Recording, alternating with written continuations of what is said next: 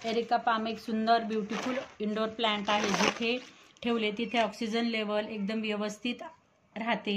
Erica palm हे खूप sensitive plant आहे। थोड्या थोड्या कारणाने पाने पिवळी होतात आणि आपल्याला पण समजत नाहीत की हे का खराब होतंय किंवा याची पाने पिवळी का होत आहेत। तर चला, ओम साईराम, माझ्या व्हिडिओमध्ये तुमचे सर्वांचे स्वागत आहे। आज आपण एरिका पाम विषयी किंवा एरिका पामच्या प्लांट विषयी काळजी कशी घ्यायची, कुठलं फर्टिलायझर द्यायचं, माती कशी द्यायची, कुठेही स्किप न करता पूर्ण व्हिडिओ बघा। एरिका पाम वेगवेगळ्या हाईट्समध्ये किंवा वेगवेगळ्या व्हरायटीमध्ये असतात।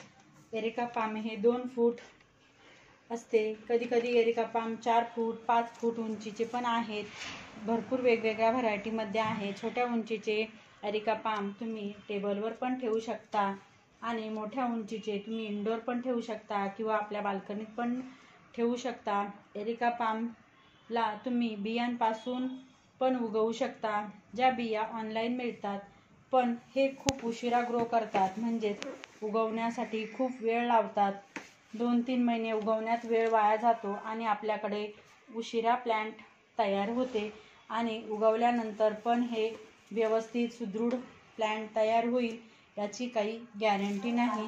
आणखीन एक प्रकार आहे ज्याने आपण एरिका पाम आपल्याकडे तयार करू शकतो, जसे की हे मुळांपासून नवनवीन झाडे इथे तयार झाले आहे, तुम्ही बघू शकता। हे मुळांपासून वेगळे करून एक नवीन प्लांट तुम्ही तयार करू शकता। ते कुणाकडून आपल्या जवळच्या व्यक्तीकडून पण घेऊ शकता किंवा तुमच्याकडे एक आहे तर तुम्ही अजून वेगवेगळे त्याचे भरपूर प्लांट तयार करू शकता। तर अजून एक आहे, जर तुमच्याकडे एरिका पाम हे प्लांटच नसेल किंवा जवळपास कुणाकडेही नसेल तर तुम्ही याला नर्सरीतून पण घेऊ शकता। नर्सरीतून घेताना ते चांगले ग्रो झालेले प्लांट खरेदी करा, पण पाने पिवळी झालेली असेल तर ते घेऊ नका, कारण नर्सरीमधील आपल्याला सांगतात की तुम्हाला मी ते व्यवस्थित साफ करून देतो, पण कुठेही कॉम्प्रोमाइज करू नका आणि एकदम सुदृढ असलेले प्लांट खरेदी करा। कारण आपण जर ते खराब झालेले प्लांट आपल्या घरी जर नेले तर ते आपल्याकडे छान ग्रो होईलच याची काही गॅरंटी नाही, कदाचित ते खराब होऊन मरून पण शकता। तर आपण एक व्यवस्थित नर्सरीतून व्यवस्थित प्लांट जर आणले तर ते आपल्याकडं एक सुदृढ असे प्लांट तयार होते। तर माझे हे प्लांट जे आहे ते एक 4 ते 5 उंचीचे इतके झाले आहेत। तर मी एक छोट्या याच्यामध्ये नर्सरीतून विकत आणले होते, पण आता एकदम छान ग्रो झालेले आहेत। तर यासाठी मी कुठली काळजी घेते, तर माती स्टार्टला मी कशी बनवली हे प्लांट लावताना, तर मी 20% सेंद्रिय खत टाकलं होतं, 20% वाळू टाकली होती, 20% कोकोपीट टाकलं होतं, 40% गार्डन सॉईल टाकली होती। त्याच्यामध्ये फंगस वगैरे लागू नाही म्हणून बोनखली टाकली होती।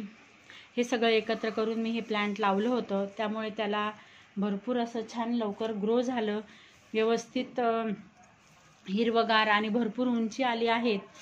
त्यानंतर तुम्ही याला पाण्याचं प्रमाण हे जेव्हा आपल्या माती ही आहे ही जेव्हा सुकेल किंवा पूर्ण रखरखीत होईल तेव्हाच तुम्ही याला पाणी देत चला, सारखं पाणी देऊ नका। त्यानंतर हे बघा, हे जे आहेत ना, हे व्हाईट हे एक फंगसचं निमंत्रण आहेत। तर याला तुम्ही निमखली घेऊन याला पूर्ण जर लावली तर हे सगळे फंगस निघून जाणार आहेत। आत्ता माझ्याकडे निमखली नाही, त्यामुळे मी तुम्हाला लावायचं कसं हे दाखवू शकत नाही, पण तुम्ही बघू शकता पूर्ण झाडाला व्हाईट हे जे आहेत ना, हे फंगसचा प्रकार आहेत। आणि याला निमखली घेऊन ती पावडर याला पूर्ण चोळून आठवड्यातून 2दा चोळायची, म्हणजे असं हे काढून टाकायचं सुकलेलं। त्यानंतर याला कुठलं फर्टिलायझर द्यायचं, तर तुम्ही एक 6 महिन्यातून शेणखत देऊ शकता। आपली ही जी माती आहेत ना, ही माती पूर्ण बाहेर काढून आतमध्ये शेणखत वगैरे देऊन आणि त्याच्यावरून परत माती तुम्ही टाकू शकता। आता मी सध्या याला गेले एक 15 दिवस झाले त्याला मी शेणखत वगैरे सगळं दिलं आहे। फक्त हे जे आहेत ना, याचा उपाय करायचा आहे, बाकी मग वेगळी अशी कुठलीही काळजी घ्यायची गरज नाही, आपल्याकडे छान ग्रो होतं। त्यानंतर तुम्हाला जर उन्हाचं प्रमाण म्हणत असाल तर हे प्लांट इंडोरच आहेत, जास्त उन्हाची याला आवश्यकता नाही. तुम्हाला जर हवं असेल तर तुम्ही एक आठवड्यातून एकदा याला बाहेर ठेवू शकता.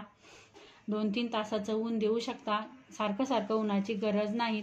इंडोर किंवा सेमी एरिया आपल्या गार्डनमध्ये जिथे ऊन येत नाही अशा ठिकाणी ठेवा. तुम्ही घरात पण ठेवू शकता, पण घरात ठेवलं असेल तर त्याला एक आठवड्यातून 2 तासाचं ऊन मिळेल अशा ठिकाणी नेऊन ठेवा. भरपूर असं पाणी द्या आणि मग तुम्ही याला घरात कुठे आणून ठेवा. 8 दिवस याला पाण्याची आवश्यकता नसते. तर आणखीन सांगायचं जर झालं तर हे प्लांट जसं वाढत चालेल तसे तुम्ही कुंडीचे आकार किंवा कुंडीची साईज ही तुम्ही वाढवू शकता, मोठी घेऊ शकता. मी आत्ताच याला एका मोठ्या कुंडीमध्ये ट्रान्सफर केला आहे. त्यानंतर मी याला थोडंसं आपलं जे गौरीचे राख आहे किंवा जे आहेत ना ते पण पाण्यामध्ये कालवून 1 महिना किंवा 2 महिन्यातून एकदा याला देते. ते पण एकदम फर्टिलायझर छान आहे. त्यानंतर अधूनमधून मी याला कांद्याच्या सालीचे पाणी जे आहेत, जे फर्टिलायझर आहेत ते पण देते. त्यानंतर तुम्हाला जर हे प्लांट हिरवगार एकदम छान अशा ठेवायचं असेल तर आपल्याकडे एक युरिया म्हणून एक खत येतं, ते पण तुम्ही याला देऊ शकता. युरियामुळे आपलं प्लांट एक हिरवगार आणि एक सुंदर असं दिसतं, पिवळसर दिसत नाही, हिरवेपणा जास्त असतो. तर चला, माझ्यासारखं जर तुम्हालाही एरिका लावायचं असेल किंवा हिरवगार ठेवायचं असेल तर मी सांगितलेला ट्रिक तुम्ही वापरून बघा. आणि जर तुम्हाला मी सांगितलेल्या ट्रिक आवडल्या असतील तर नक्की लाईक करा, सबस्क्राईब करा आणि कमेंट पण करून सांगा. चला तर मग भेटू पुढच्या व्हिडिओमध्ये. बाय.